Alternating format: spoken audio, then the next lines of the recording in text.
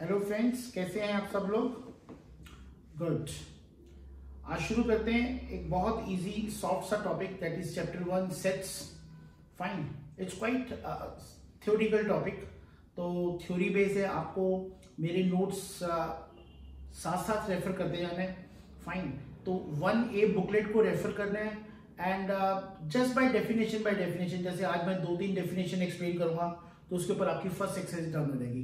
फिर then next 2-3 definition and then because most of the concept of this topic is basically theoretical. Fine, so what are sets means? This is chapter 1 sets. Set किसे कहते हैं? Set का बहुत standard definition है। Set is a well-defined collection of distinct objects. Once again, I repeat, set is a well-defined collection of distinct objects. If I see this, set is a collection of well-defined, very important word is well-defined, distinct objects. तो आपको ध्यान रखना है इसके अंदर what are the words which carry the weight? So very important is collection. Collection, set की collections को हम इस टाइप के कैपिटल लेटर्स के साथ ब्रेसेस में यूज करते थे।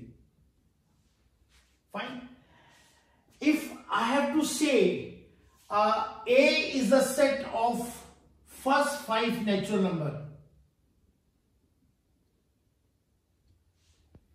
So set is always represented by capital letters.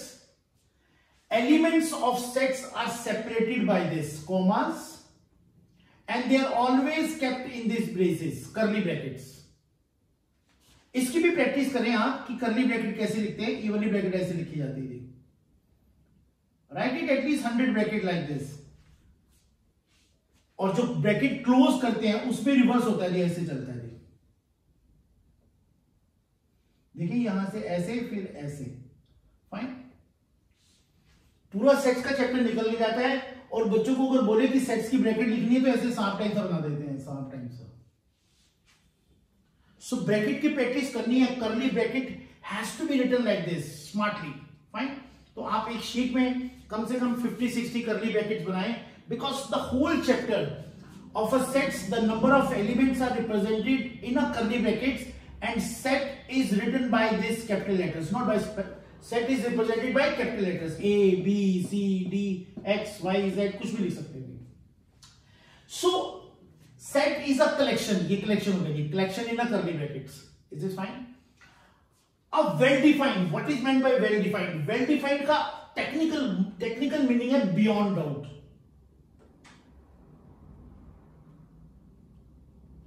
याद रखें, वेल डिफाइंड का टेक्निकल मतलब क्या है? Beyond doubt.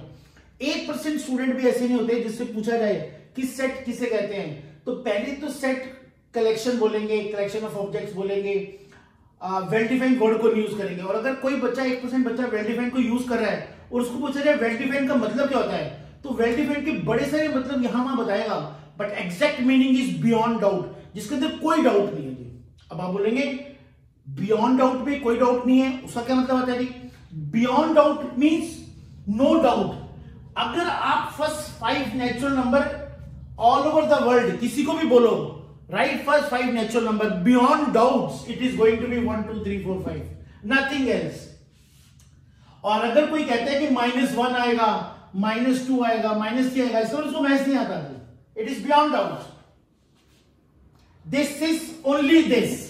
So set is a collection is a group like this, separated by comma. Beyond doubt means without doubt.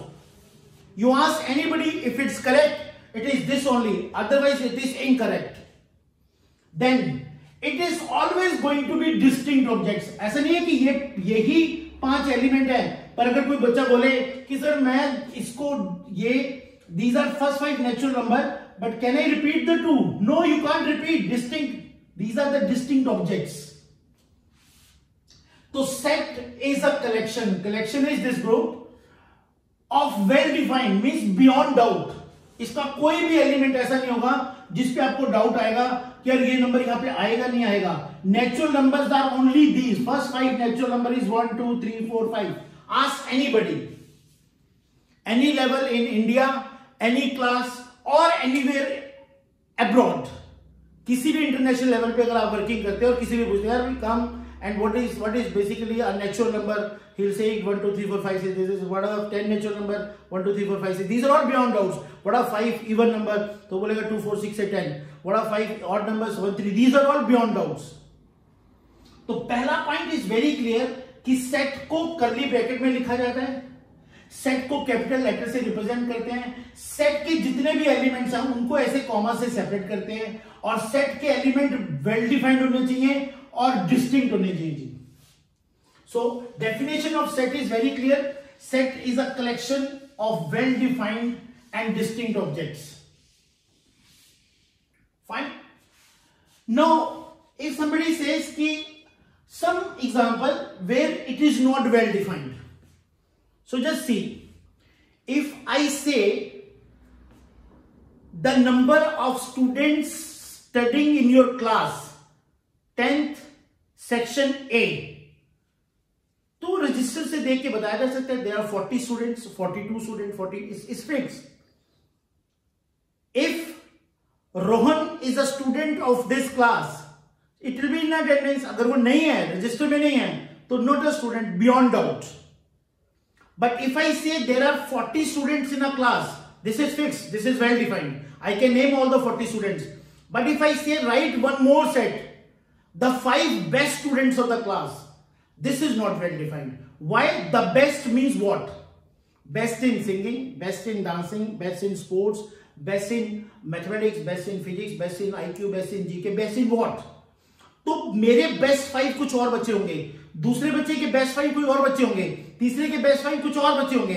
So this set is not well defined because it's changing from individual to individual. अगर मेरी writing में मेरे best 5 ये हैं, तो किसी और student की राइटिंग में उसके बेस्ट 5 कुछ और होंगे.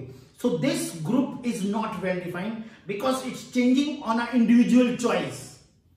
कोई बच्चा किसी को अच्छा लगता है, मुझे नहीं अच्छा लगता. तो उस केस में इस टाइप की example, there are 2 point which I am saying it. One is the number of student in the class is well defined, but the best 5 student of the class is not well defined. Number of players going for this abroad trip in a cricket team is well defined, but the top 3 player of a cricket team is not well defined because every individual has a different choice. Same place pe somebody is saying my favorite, my number 1 is Virat. Other one can say it, no I like Rohit. So it depends on my individual, like which three top student you are going to place in that set. So जब भी कभी आपकी statement में choice to choice depend करेगा तो वो well defined नहीं है, because that is going to be a different set from individual to individual. But whenever a statement is like that where the answer is beyond doubt same, that is basically a well defined. So this is the difference between a well defined and not well defined. So we are clear with everything. Set, collection, well defined, distinct objects. This is a very powerful statement and you should be clear with every important word of this, that set is a collection of well defined and distinct objects. Is fine. So well defined का मतलब याद रखना है, it means it is beyond doubt. It is beyond doubt, जिसमें कोई doubt नहीं आते. इसके नेक्स्ट पॉइंट पे आते हैं. नाउ सेट के अंदर जैसे ये नंबर आएगी 1 2 3 4 5 belongs to A. So I will say 1 belongs to A, 2 belongs to A, 3 belongs to A, 4 belongs to A, 5 belongs to A. This symbol means belongs to.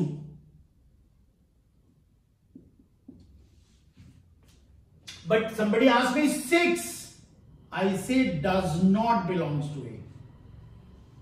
This symbol is does not belongs to.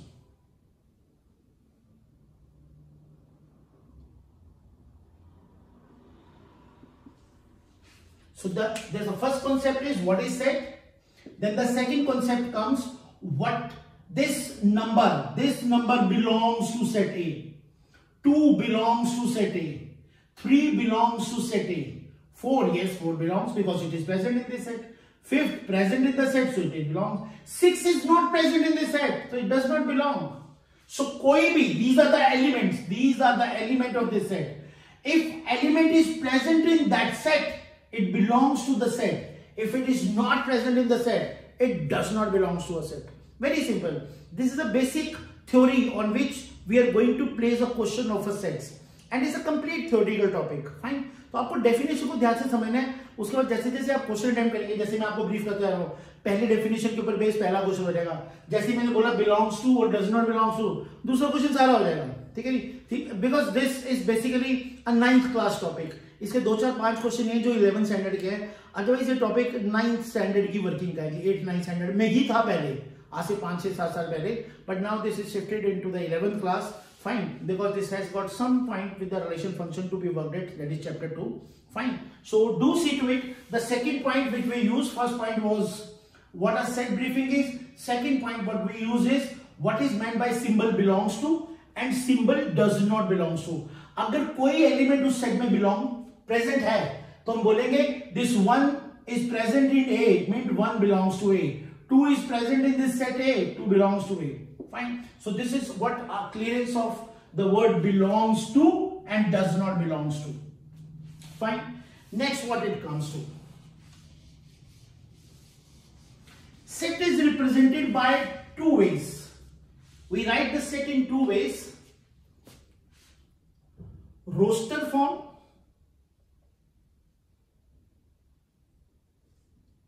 or tabular form.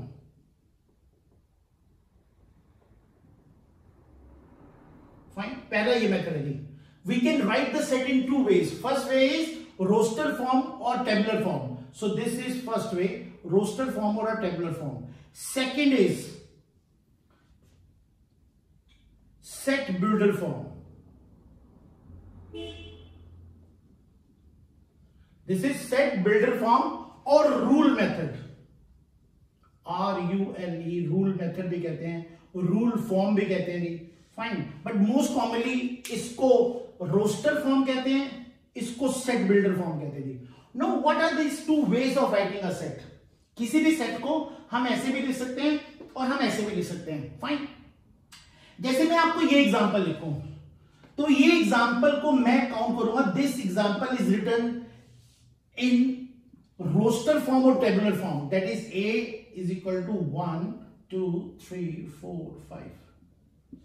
Whenever you write the number of elements separated by commas, सभी elements को अलग अलग करके लिखते हैं तो वो roster form हो जाती है. रोस्टर और टेबुलर फॉर्म हो जाती है. रोस्टर फॉर्म और टेबुलर फॉर्म हो जाती है. अब इसी सेट को इफ आई टू से राइट इन सम स्टेटमेंट, इसी सेट को स्टेटमेंट में या प्रॉपर्टी में बना के लिखना है. तो whenever you we are saying set builder form or rule form, that means we have to write the property which satisfies this. वो कौन सी स्टेटमेंट है, वो कौन सी प्रॉपर्टी है जो इस 5 एलिमेंट को सेटिस्फाइड करती है. अगर उसको स्टेटमेंट और प्रॉपर्टी को लिखते हैं तो यही सेट जो रोस्टर फॉर्म में है उस सेट बिल्डर फॉर्म में बन जाता है. तो I can say what is this properties. x such that x is a natural number less than 6. x is a natural number less than 6. अब आप देखें 6 से छोटा नेचुरल नंबर क्या होगा. इफ मेरे को अगर इस सेट का इसका वर्किंग करना है तो नेचुरल नंबर लेस देन 6 क्या होगा. 1 2 3 4 5 less than 6. So whenever you write element separated by commas, तो this is a tabular form. उसी एलिमेंट्स को किसी भी फॉर्म में स्टेटमेंट की फॉर्म में लिखते हैं तो that becomes a set builder form और अ रूल मेथड. किसी भी question you have good number of examples in a exercise 1.1 जिसमें वो बार बार पूछ रहे हैं कि इस पर्टिकुलर स्टेटमेंट को सेट बिल्डर फॉर्म में या रूल बिल्डर फॉर्म में, रूल बिल्डर फॉर्म को सेट में कैसे चेंज करेंगे, रोस्टर को इसमें कैसे चेंज करेंगे. अगर रोस्टर दिया तो ऐसे लिख के सेट बिल्डर में लेंगे, ये फॉर्म लिखी है तो उसको ऐसे लिख के रोस्टर फॉर्म में लेंगे. So these are the 2 ways in which you can write your set in roster form और सेट बिल्डर फॉर्म। तो नॉर्मली क्वेश्चन आता है कि आप इस टेबुलर फॉर्म को रोस्टर फॉर्म में चेंज कर दें, रोस्टर फॉर्म को टेबुलर फॉर्म में चेंज कर दें। तो इंडिविजुअल एलिमेंट को जब लिखते हैं कॉमर्स में सेपरेट करके तो टेबुलर फॉर्म आ जाता है, और जब उसी इंडिविजुअल सेट ऑफ एलिमेंट्स को एक प्रॉपर्टी के फॉर्म में लिख देते हैं, एक रूल के फॉर्म में लिख देते हैं, एक स्टेटमेंट की फॉर्म में लिख देते हैं, तो वो रूल मेथड या सेट बिल्डर फॉर्म बन जाता है। ये सब पॉइंट एफआरसी के अंदर दिए हुए हैं। आप 1.1 की जब एफआरसी पढ़ेंगे उसके ऊपर बेस जब ऐसे करेंगे, कई बार सीधी फॉर्मूला आपको याद नहीं होता, पर जैसे उस फॉर्मूले के ऊपर बेस आप क्वेश्चन करेंगे तो आपको प्रॉपर्टी सॉल्व हो जाती है। तो कई बार कुछ बच्चे सीधा एफआरसी एमसीक्यू करते हैं, उनके नंबर नहीं आते हैं क्योंकि एक्चुअली उन्होंने थ्योरी पढ़ने के बाद क्वेश्चन नहीं किए हैं। जब आप थ्योरी पढ़ने के बाद उसके क्वेश्चन करते हैं तो आपका एफआरसी बिल्कुल ब्रेन में कंट्रोल में आता है, सेटल होता है। अदरवाइज ऊपर ऊपर हवा में ही होता है, बस आपने एफआरसी पढ़ा है, जो जो चीजें सीधी दिखाई हुई वो प्लेस होंगी, पर कभी भी फिर आप, अगर मैं कहता हूं कि 5 मिनट में 25 क्वेश्चन ठीक तब होंगे जब एफआरसी पढ़ के उसके ऊपर बेस क्वेश्चन नहीं बुकलेट किए होंगे। तो हर बच्चे ने कोशिश करनी है लेवल 1 इज एफआरसी, और उस लेवल 1 के ऊपर बेस आपको एनसीईआरटी के क्वेश्चन करने हैं लेवल 2 में। जब लेवल 1 लेवल 2 को कॉम्बिनेशन बनाएंगे तो दोनों पेपर अच्छे हो जाएंगे। Level 3 is a different level, that is B booklet, little higher than the NCERT standard 80+। वो आपने देखना है कि लेवल 1 लेवल 2 का कॉम्बो बढ़िया मेंटेन करें, जितनी स्पीड दोनों में मेंटेन होगी उसके बाद लेवल 3 में जाने में आपको कोई दिक्कत नहीं आएगी। So this is covered with 2-3 question of NCERT. पहले 2 क्वेश्चंस होंगे on the basis of set, then it comes to change roster to the set builder to roster. फिर कुछ क्वेश्चन होंगे बेस्ड ऑन दिस सिंबल कि belongs to and does not belongs to. This is the first point of exercise 1.1। यही मेरा homework है कि exercise 1.1 के question 1 to 6 हैं, डिफरेंट पार्ट हैं, जिसमें यही 3 कॉन्सेप्ट यूज हुई हैं। पहला डेफिनेशन सेट्स की यूज हुई है, फिर उसके बाद रोस्टर फॉर्म यूज हुआ है, फिर सेट बिल्डर फॉर्म यूज हुआ है, फिर देन एलिमेंट बिलोंग्स टू और element does not belongs to use हुआ है। मैं कुछ क्वेश्चन इसके ब्रीफ करता हूं आपको side by side, so that you should feel comfortable to try a question on this particular part.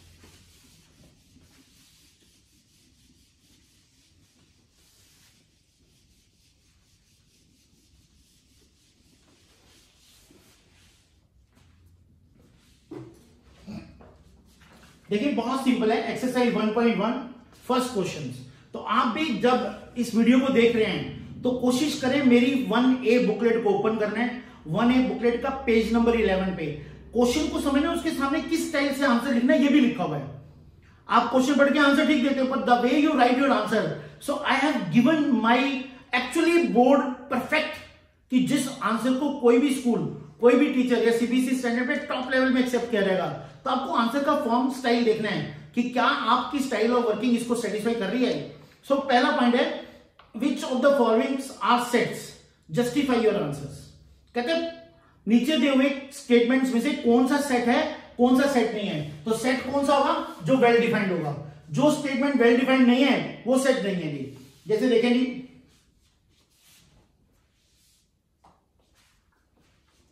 Collection of all the months of the year beginning with letter जे।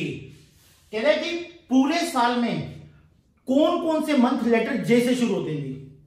सो कौन कौन से वर्ड लेटर जे से शुरू होते हैं।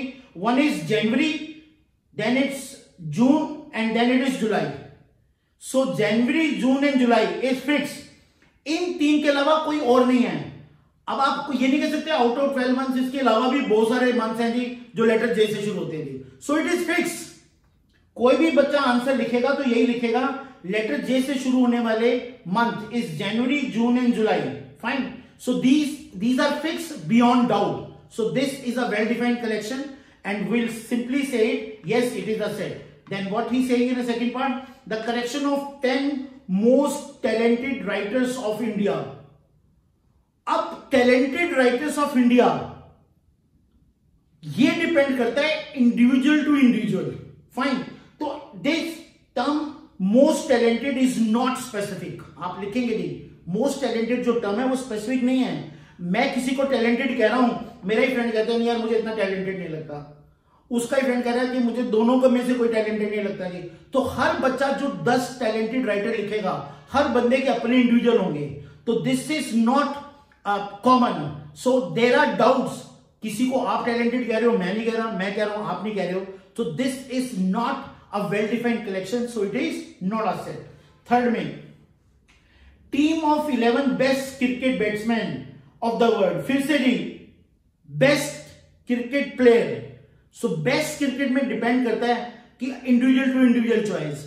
Again this is again not very specific कि what is basically term which is related to best. आप best किस कैटेगरी में कह रहे हैं? बेस्ट बैट्समैन भी हो सकता है, बॉलर भी हो सकता है, स्पिन भी हो सकता है, पेस बॉलर भी हो सकता है. So it's not possible to make a define on a particular point that best player what I feel will be the same what other people feel. So once again it is not well defined, so this is not a set. Fine.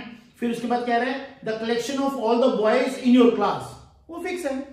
हमको पता है हमारी class में 40 students हैं, उसमें 25 boys हैं, तो 25 boys हैं. Fine. So this is fix because we can count and nobody will have a doubt. जो मेरी लिस्ट है वही आपकी लिस्ट है, वही उसकी लिस्ट है, वही टीचर की लिस्ट है, because this is beyond doubt. So this is fixed, this is beyond doubt, this is a set. Otherwise, if it is any doubt whether this will come or not, then it is not a set. Fine. Then next it comes the collection of all natural number less than 100. Fix है जी. Less than 100 natural number क्या लिखेंगे? 1 2 3 4 5 dot dot dot till 99. सभी बच्चे यही लिखेंगे. जो बच्चा यही नहीं लिखेगा उसको मैथ्स नहीं आता. He is wrong. But you can't say कि no, he is writing something different. So this can be at least considered. We cannot consider. No doubt, number less than 100 is 1 to 99, and these are the only natural numbers out there in everybody's list. So there is no doubt, so it is fixed. Once there is no doubt, so this is basically a set form. Fine. Next is also again the collection of all even integers. Fine, is fixed. The collection of question in this chapter is fixed. जैसे इस book में मान लो इस chapter में 95 question है या 100 question है, तो फिक्स है ना. अगर 100 क्वेश्चन है तो काउंट कर सकते हैं, 101 नहीं है. तो कोई भी चीज जो बियॉन्ड आउट है वो सेट है, और अगर नहीं है तो वेल डिफाइंड कलेक्शन नहीं है तो वो सेट नहीं है. Fine. So please do see to it. Second question में आपको ये दिया हुआ है, फिर से आपको एक सेट दिया हुआ है, a is equal to 1 2 3 4 5 6. Question 2,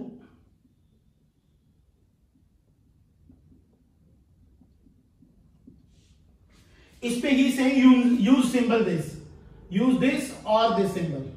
तो पहले पार्ट में क्या बोल रहा है जी? सेकंड क्वेश्चन के पहले पार्ट में he saying 5 dash a, 5 belongs to a or 5 does not belongs to a.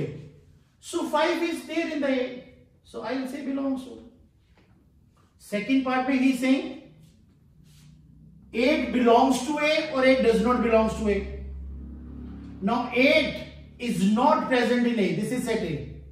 So a is not available, is not present, so I'll say 8 does not belongs to a. तो कोई ये elements हैं, is this element belongs to a तो लिख देंगे belongs to, और अगर ये एलिमेंट इसमें नहीं है तो उसको लिख देंगे does not belongs to. मैंने ऑलरेडी थ्योरी में ब्रीफ कर दिया था. belongs to means उसमें है, it belongs to, it lies in that family, and does not belongs to, it is not present in that family. Fine. तो ये question जब आप करेंगे इसके साथ साथ उसके आंसर्स लिखे हुए हैं, सॉल्यूशन बहुत सिस्टमैटिक लिखे हैं, किसी भी एवरेज बच्चे को बड़ा इजीली समझ में आएगा. क्वेश्चन 3 में कह रहा है write the following set in the roster form. अब रोस्टर फॉर्म में क्या लिखना है? आपको स्टेटमेंट दी हुई है x is greater than -3 less than 7. आपको एक सेट दिया हुआ है a x, इसको कहते हैं सच दैट. डॉट डॉट को सच दैट भी लिखते हैं और ऐसे डैश भी लिखते हैं. x सच दैट के लिए ये सिंबल भी यूज होता है और ये भी यूज होता है. x such that x is an integer, x is an integer. Integer satisfy क्या कर रहा है? x is greater than -3 less than 7. अब ये रूल मेथड है, ये प्रॉपर्टी लिखी हुई है. इस रूल मेथड को मुझे रोस्टर फॉर्म में चेंज करना है. रोस्टर मींस सारे एलिमेंट लिखने हैं. तो x such that x is an integer which satisfy this condition. तो आप देखो -3 से लेके ये 0 है, -1 -2 -3. फाइन. और 1 2 3 4 5 6 7. अब आपको -3 से बड़े तो -3 को काउंट नहीं करना, एंड 7 से छोटे तो 7 को भी काउंट नहीं करना चाहिए. All the number which are greater than -3 and less than 7 कौन कौन से होंगे जी? -2 -1 0 1 2 3 4 5 6 ही सेइंग इंटीजर्स, ये सारे इंटीजर्स हैं जी। So all integers which lies between -3 and 7, अगर यहां पे इक्वल टू होता तो मैं 3 और 7 को भी काउंट करता, but there is no equal to, so I want number more than 3 and less than 7। तो नंबर क्या आएंगे? -2 -1 0 1 2 3 4 5 6। So this is my roster form. और अगर ये फॉर्म दी होगी, कोई बोले इसको सेट बिल्डर फॉर्म में लिखना है, तो आप ऐसे लिख देंगे। तो सेट बिल्डर को रोस्टर में, रोस्टर को सेट बिल्डर में लिखा जा सकता है। इसके लिए स्टेटमेंट लिखनी है, कोई भी रूल लिखना है जो इसको सेटिस्फाइड करे, और इस स्टेटमेंट के जब नंबर ऑफ एलिमेंट सेपरेट करेंगे तो रोस्टर फॉर्म बन जाएगी। Fine. So this is again each and everything is briefed. जब भी आप किसी एलिमेंट्स को लिख रहे हैं तो कोशिश करेंगे कि ये डिस्टिंक्ट होने चाहिए जी। Is it fine? ठीक है जी, फाइन। अगर आपको कहीं पे भी, जैसे मान लो कोई भी वर्ड की वर्किंग दिया हुआ है, कोई बोले कि if I have to write better, BETTER,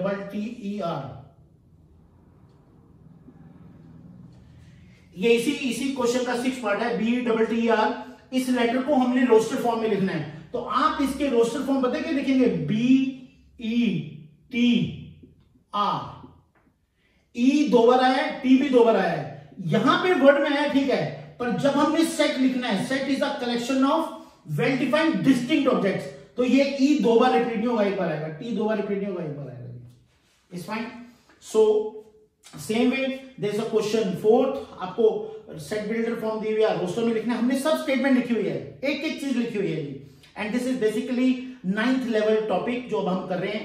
same is 6 question, 7th में मैच द फॉलोइंग्स है। फाइन, सॉरी 6 क्वेश्चन है, 6 क्वेश्चन है, और सेम में यही कॉन्सेप्ट यूज किया जो हमने वर्किंग किया है।